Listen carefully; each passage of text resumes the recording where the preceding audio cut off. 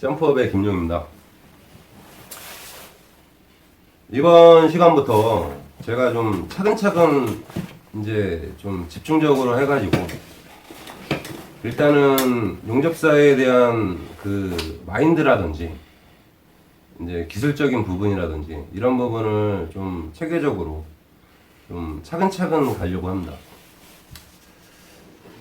네, 첫 번째 시간으로 인성적인 부분에 대해서 말씀드리려고 합니다. 일단은 용접사들이 시험 보고 들어오죠, 현장에. 근데 문제가 뭐냐면 그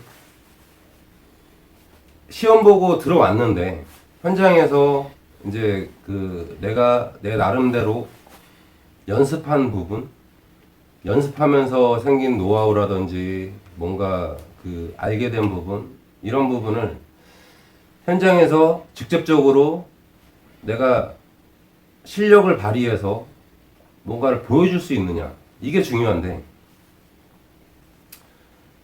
그렇게 할 수 있는 사람이 있는 반면에 그렇게 못하는 분들이 좀 많아요, 현실적으로. 그리고 그 용접을 하면서 일단 실력적인 부분도 이제 중요하고, 그 부분은 이제 제가 그 첫 번째는 일단 그 인성적인 부분을 말씀드릴 거고요. 그 후에 기술적인 부분, 실력적인 부분으로 이제 들어갈 겁니다. 이제 인성적인 부분을 말씀드리면, 처음에 이제 연습을 해서 제가 집중적으로 연습을 해서 시험에 합격을 해서 들어가요. 근데 그 연습을 하는 부분이 제가 얘기하는 한 달 안에 연습을 해서 용접사를 뭐 대기, 제가 영상 올렸지만 한 달 안에 해서 시험 패스해서 들어오는 부분도 있겠지만 뭐 2달, 3달, 뭐 길게는 뭐 6개월, 1년 이렇게 하시는 분도 있을 거예요. 근데 연습을 해서 내가 시험에 패스해서 용접사가 됐어요. 그러면 그걸로 끝이 아니라는 얘기예요. 많은 분들이, 초보 용접사분들이 좀 착각을 하시는 게 뭐냐면, 내가 시험을 패스를 해서 용접사 타이틀을 따고 여기 단가 내가 뭐 18만원이면 18만원, 뭐 20만원이면 20만원, 22만원이면 22만원, 뭐 단가가 여러 단가가 있겠지만, 근데 그 단가를 받는다고 해서 제가 지금 그 위치에 그 사람들이랑 동등한 입장이 아니라는 거를 좀 인식을 좀 하셔야 될 것 같아요. 일단 시험 패스를 해서 내가 현장에서 용접을 한다는 거는, 그래, 네가 가장 기본적인 부분에 우리가 요구하는 조건을 맞췄으니 한번 실력을 보여줘 봐라, 이제 이런 상황인 거지. 내가 이제 시험 패스했다고 해서 정말 내가 베테랑이 됐고 정말 그 단가에 그 수준에 뭐 이렇게 된 게 아니란 말이죠, 초보 용접사분들 같은 경우는. 그래서 일단은 내가 경력이 짧고 좀 실력이 좀 낮고 노하우가 좀 뭔가 부족하다고 하면 현장에 들어가서 일단 3개월 정도는 배우는 자세로, 나는 초보 용접사인 거를 밝히고 배워라. 3개월간은 배워라. 그리고 내가 받는 단가 있잖아요. 내가 받는 단가가 뭐 얼마가 있을 거 아니에요. 그러면 그 단가에서 조공이 받는 단가가 있을 거 아니에요. 그 단가를 뺀 그 금액을 쓰세요, 주변 사람들한테. 내 주변 용접사들이나 조공이나 배관사나 쓰시라는 거죠, 그거를. 그게 나에 대한 투자고, 내가 어려울 때 이 사람들이 뭔가 나의 이제 실력적인 부분에 조언을 해줄 수 있는 사람들이기 때문에 이거는 투자라고 생각을 하셔야 되지, 내가 시험에 패스했으니까 이 단가를 내가 다 먹어야겠다. 이렇게 생각을 하시면 좀 안 된다는 거.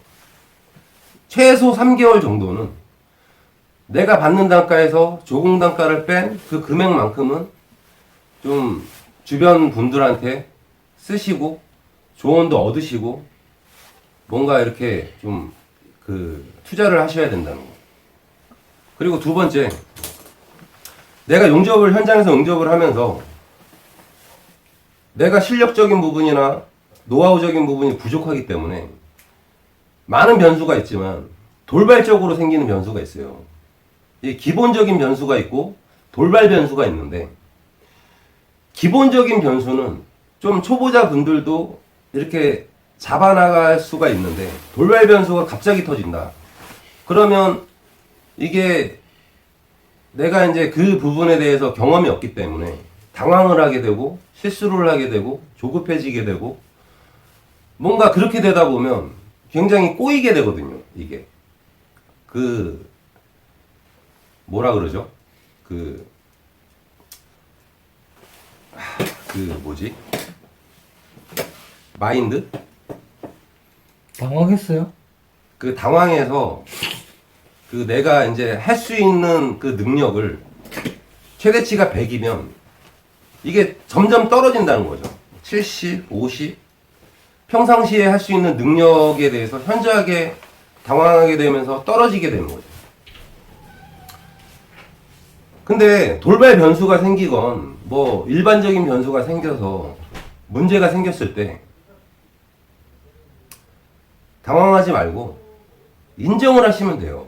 그냥 내가 초보고 경험이 부족하기 때문에 이런 부분이 생겼고, 아, 내가 실수를 했구나. 이런 부분으로 인해서 뭔가 한 가지를 배우는구나.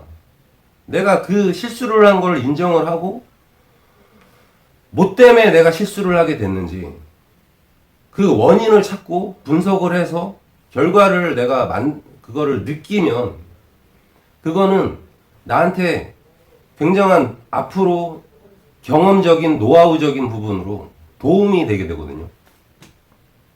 그래서 변수가 생겼을 때 당황하지 말고 내가 그거를 해결 못 하더라도 주변 사람들한테 내가 실수한 부분, 그런 부분을 인정을 하고 그 실수한 부분을 경험 삼아서 앞으로 나아가는 계기를 만들자. 자, 세 번째는요.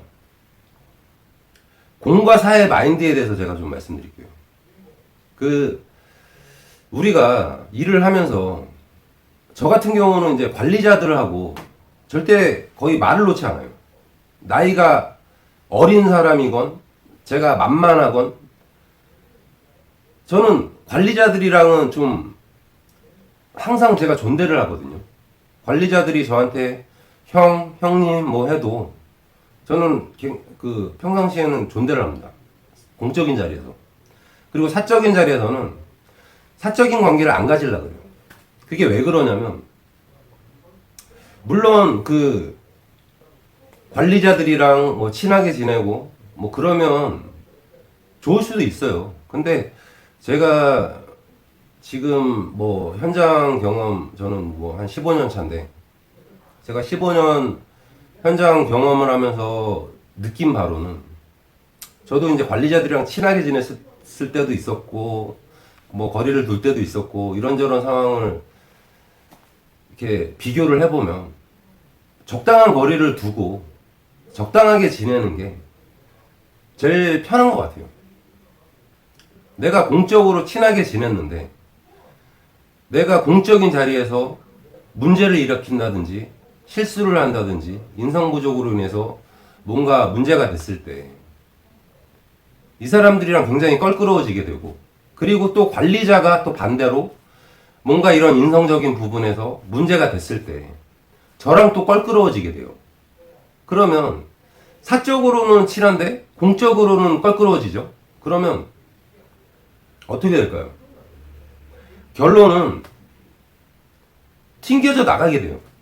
이게 약한 사람이 튕겨져 나가게 된다고요. 그렇게 되면 공적으로 절대 잡아줄 수 없습니다. 그 편하게 지내던 관리자나 능력 있는 작업자나 그걸 다 떠나서 이 사람이 문제 일으킨 부분에 대해서 절대 책임져 줄 수 없습니다. 그게 이제 뭐 제가 느낀 부분이고요. 그래서 이제 공적인 데서는 좀 공적인 마인드로 사적인 자리에서 뭐 친했건 안 친했건 이런 걸 떠나서 공적인 데서는 공적으로 대하고 사적인 데서는 좀 편하게 사적으로 대하는 게 저는 좀 그게 맞다고 생각하고 그 부분에서 좀 그렇게 좀 유지를 하는 게 좋을 것 같습니다. 네, 감사합니다.